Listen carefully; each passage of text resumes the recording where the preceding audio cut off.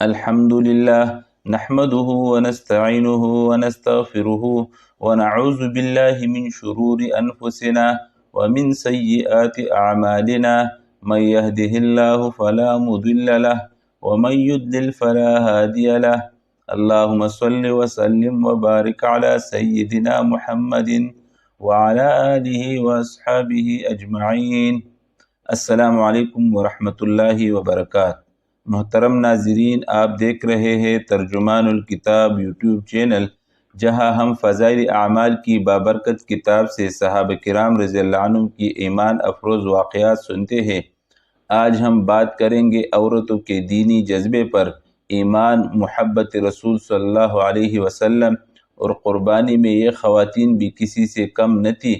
ایک طرف حضرت فاطمہ رضی اللہ عنہ کی تسبیحات فاطمہ ہے، دوسری طرف حضرت عائشہ رضی اللہ عنہ کا صدقہ کرنے کا شوق، اور پھر حضرت ابن زبیر رضی اللہ عنہ کا اپنی خالہ کو صدقہ سے روکنے کا واقعہ.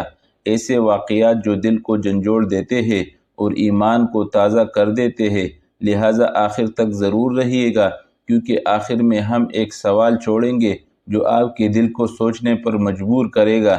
چلیے اب کتاب سے سنتے ہیں یہ ایمان افروز حکایات. 10واں باب، عورتوں کا دینی جذبہ. حقیقت یہ ہے کہ اگر عورتوں میں دین کا شوق اور نیک اعمال کا جذبہ پیدا ہو جائے تو اولاد پر اس کا اثر ضروری ہے. اس کے برخلاف ہمارے زمانہ میں اولاد کو شروع ہی سے ایسے ماحول میں رکھا جاتا ہے جس میں اس پر دین کے خلاف اثر پڑے، یا کم از کم یہ کہ دین کی طرف سے بے توجہی پیدا ہو جائے. جب ایسا ماحول میں ابتدائی زندگی گزرے گی تو اس سے جو نتائج پیدا ہوں گے وہ ظاہر ہے. تسبیحات حضرت فاطمہ رضی اللہ عنہ.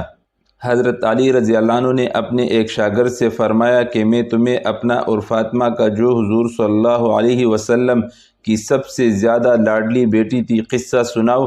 شاگرد نے کہا ضرور. فرمایا کہ وہ اپنے ہاتھ سے چکی پیستی تھی جس کی وجہ سے ہاتھ میں نشان پڑ گئے تھے، اور خود پانی کی مشک بھر کر لاتی تھی جس کی وجہ سے سینے پر مشک کی رسی کے نشان پڑ گئے تھے، اور گھر کی جھاڑو وغیرہ بھی خود ہی دیتی تھی جس کی وجہ سے تمام کپڑے میلے کچیلے رہتے تھے. ایک مرتبہ حضور اقدس صلی اللہ علیہ وسلم کے پاس کچھ غلام باندیاں آئی. میں نے فاطمہ رضی اللہ عنہ سے کہا کہ تم بھی جا کر حضور صلی اللہ علیہ وسلم سے ایک خدمتگار مانگ لو تاکہ تم کو کچھ مدد مل جاوے. وہ حضور صلی اللہ علیہ وسلم کی خدمت میں حاضر ہوئی. وہاں مجمع تھا اور شرم مزاج میں بہت زیادہ تھی، اس لیے شرم کی وجہ سے سب کے سامنے باپ سے بھی مانگتے ہوئے شرم آئی، واپس آ گئی. دوسرے دن حضور اقدس صلی اللہ علیہ وسلم خود تشریف لائے. ارشاد فرمایا کہ فاطمہ، کل تم کس کام کے لیے گئی تھی؟ وہ شرم کی وجہ سے چپ ہو گئی. میں نے عرض کیا یا رسول اللہ، ان کی یہ حالت ہے کہ چکی کی وجہ سے ہاتھوں میں گٹے پڑ گئے اور مشق کی وجہ سے سینہ پر رسی کے نشان ہو گئے. ہر وقت کے کاروبار کی وجہ سے کپڑے میلے رہتے ہیں. میں نے ان سے کل کہا تھا کہ آپ کے پاس خادم آئے ہوئے ہیں، ایک یہ بھی مانگ لے، اس لیے گئی تھی. بعض روایات میں آیا ہے کہ حضرت فاطمہ رضی اللہ عنہ نے عرض کیا کہ یا رسول اللہ، میرے اور علی رضی اللہ عنہ کے پاس ایک ہی بسترا ہے اور وہ بھی مینڈے کی ایک کال ہے. رات کو اس کو بچھا کر سو جاتے ہیں، صبح کو اسی پر گھاس دانہ ڈال کر اونٹ کو کھلاتے ہیں. حضور صلی اللہ علیہ وسلم نے ارشاد فرمایا کہ بیٹی صبر کر. حضرت موسیٰ علیہ السلام اور ان کی بیوی کے پاس 10 برس تک ایک ہی بچھونا یعنی بسترا تھا، وہ بھی حضرت موسیٰ علیہ السلام کا چوغا تھا. رات کو اسی کو بچھا کر سو جاتے تھے. تو تقوی حاصل کر اور اللہ سے ڈر اور اپنے پروردگار کا فریضہ ادا کرتی رہ اور گھر کے کاروبار کو انجام دیتی رہ، اور جب سونے کے واسطے لیٹا کرے تو سبحان اللہ 33 مرتبہ، الحمدللہ 33 مرتبہ اور اللہ اکبر 34 مرتبہ پڑھ لیا کرو. یہ خادم سے زیادہ اچھی چیز ہے. حضرت فاطمہ رضی اللہ عنہ نے عرض کیا میں اللہ اور اس کے رسول سے راضی ہوں. فائدہ یعنی جو اللہ اور اس کے رسول کی رضا میرے بارے میں ہو مجھے بخوشی منظور ہے. یہ تھی زندگی دو جہاں کی بادشاہ کی بیٹی کی. آج ہم لوگوں میں سے کسی کے پاس 2 پیسے ہو جائے تو اس کے گھر والے گھر کا کام کاج تو درکنار اپنا کام بھی نہ کر سکے، پخانہ میں لوٹا بھی ماما ہی رکھ کر آئے. اس واقعے میں جو اوپر ذکر کیا گیا ہے صرف سونے کے وقت کا ذکر ہے۔ دوسری حدیثوں میں ہر نماز کے بعد 33 مرتبہ یہ تینوں کلمے اور ایک مرتبہ لا الہ الا اللہ وحدہ لا شریک لہ لہ الملک ولہ الحمد وہو علی کل شیء قدیر بھی آیا ہے۔ حضرت عائشہ رضی اللہ عنہ کا صدقہ۔ حضرت عائشہ رضی اللہ عنہ کی خدمت میں 2 گونین درہموں کے بر کر پیش کی گئی، جن میں 1 لاکھ سے زیادہ درہم تھے۔ حضرت عائشہ رضی اللہ عنہ نے طباق منگایا اور ان کو بر بر کر تقسیم فرمانا شروع کر دیا اور شام تک سب ختم کر دیے، 1 درہم بھی باقی نہ چھوڑا۔ خود روزہ دار تھی۔ افطار کے وقت باندی سے کہا کہ افطار کے لیے کچھ لے آؤ۔ وہ 1 روٹی اور زیتون کا تیل لے آئی اور عرض کرنے لگی، کیا اچھا ہوتا کہ 1 درہم کا گوشت ہی منگا لیتے، آج ہم روزہ گوشت سے افطار کر لیتے۔ فرمانے لگی، اب طعن دینے سے کیا ہوتا ہے، اس وقت یاد دلاتی تو میں منگا لیتی۔ فائدہ: حضرت عائشہ رضی اللہ عنہ کی خدمت میں اس نوع کے نذرانہ امیر معاویہ رضی اللہ عنہ، حضرت عبداللہ بن زبیر رضی اللہ عنہما وغیرہ حضرات کی طرف سے پیش کیے جاتے تھے، کیونکہ وہ زمانہ فتوحات کی کثرت کا تھا۔ مکانوں میں غلہ کی طرح سے اشرفیوں کے انبار پڑے رہتے تھے اور اس کے باوجود اپنی زندگی نہایت سادہ اور نہایت معمولی گزاری جاتی تھی، حتیٰ کہ افطار کے واسطے بھی ماما کے یاد دلانے کی ضرورت تھی۔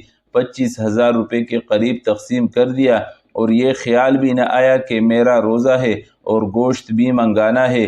آج کل اس قسم کے واقعات اتنے دور ہو گئے ہیں کہ خود واقعہ کے سچا ہونے میں تردد ہونے لگا، لیکن اس زمانہ کی عام زندگی جن لوگوں کی نظر میں ہے ان کے نزدیک یہ اور اس قسم کے سینکڑوں واقعات کچھ بھی تعجب کی چیز نہیں۔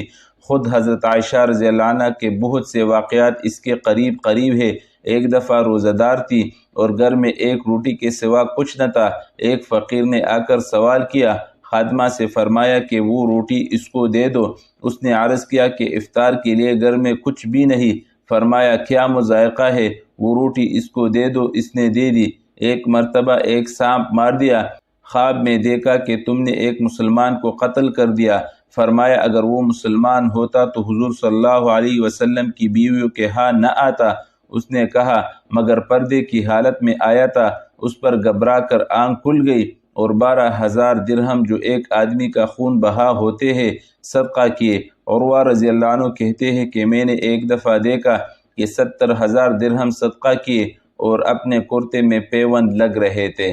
حضرت ابن زبیر رضی اللہ عنہما کا حضرت عائشہ رضی اللہ عنہ کو صدقہ سے روکنا۔ حضرت عبداللہ بن زبیر رضی اللہ عنہما حضرت عائشہ رضی اللہ عنہ کے بانجے تھے اور وہ ان سے بہت محبت فرماتی تھی۔ انہوں نے ہی گویا بانجے کو پالا تھا۔ حضرت عائشہ رضی اللہ عنہ کی اس فیاضی سے پریشان ہو کر کہ خود تکلیفیں اٹھائے اور جو آئے وہ فوراً خرچ کر دے، ایک دفعہ کہہ دیا کہ خالہ کا ہاتھ کسی طرح روکنا چاہیے۔ حضرت عائشہ رضی اللہ عنہ کو بھی یہ فقرہ پہنچ گیا۔ اس پر ناراض ہو گئی کہ میرا ہاتھ روکنا چاہتا ہے اور ان سے نہ بولنے کی نظر کے طور پر قسم کھائی۔ حضرت عبداللہ بن زبیر رضی اللہ عنہما کو خالہ کی ناراضگی کا بہت صدمہ ہوا۔ بہت سے لوگوں سے سفارش کرائی مگر انہوں نے اپنی قسم کا عذر فرما دیا۔ آخر جب عبداللہ بن زبیر رضی اللہ عنہما بہت ہی پریشان ہوئے تو حضور اقدس صلی اللہ علیہ وسلم کی ننیال کے 2 حضرات کو سفارشی بنا کر ساتھ لے گئے۔ وہ دونوں حضرات اجازت لے کر اندر گئے، یہ بھی چپ کر ساتھ ہو لیے۔ جب وہ دونوں پردہ کے پیچھے بیٹھے اور حضرت عائشہ رضی اللہ عنہ پردہ کے اندر بیٹھ کر بات چیت فرمانے لگی تو یہ جلدی سے پردہ میں چلے گئے اور جا کر خالہ سے لپٹ گئے اور بہت روئے اور خوشامد کی۔ وہ دونوں حضرات بھی سفارش کرتے رہے اور مسلمان سے بولنا چھوڑنے کے متعلق حضور صلی اللہ علیہ وسلم کے ارشادات یاد دلاتے رہے اور احادیث میں جو ممانعت اس کی آئی ہے وہ سناتے رہے، جس کی وجہ سے حضرت عائشہ رضی اللہ عنہ ان احادیث میں جو ممانعت اور مسلمان سے بولنا چھوڑنے پر جو عتاب وارد ہوا اس کی تاب نہ لا سکی اور رونے لگی۔ آخر معاف فرما دیا اور بولنے لگی، لیکن اپنی اس قسم کے کفارہ میں بار بار غلام آزاد کرتی تھی، حتیٰ کہ 40 غلام آزاد کیے، اور جب بھی اس قسم توڑنے کا خیال آ جاتا اتنا روتی کہ دوپٹہ تک آنسو سے بھیگ جاتا۔ فائدہ: ہم لوگ صبح سے شام تک کتنی قسمیں ایک سانس میں کھا لیتے ہیں اور پھر اس کی کتنی پرواہ کرتے ہیں؟ اس کا جواب اپنے ہی سوچنے کا ہے۔ دوسرا شخص کون ہر وقت پاس رہتا ہے جو بتاوے؟ لیکن جن لوگوں کے ہاں اللہ کے نام کی وقت ہے اور اللہ سے عہد کر لینے کے بعد پورا کرنا ضروری ہے، ان سے پوچھو کہ عہد کے پورا نہ ہونے سے دل پر کیا گزرتی ہے۔ اسی وجہ سے حضرت عائشہ رضی اللہ عنہا کو جب یہ واقعہ یاد آتا تھا تو بہت زیادہ روتی تھی۔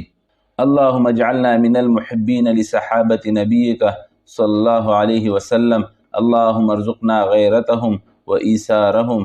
اے اللہ ہمیں اپنے نبی صلی اللہ علیہ وسلم کے صحابہ کے محبین میں شامل فرما اور ہمیں ان جیسی غیرت اور ایثار عطا فرما۔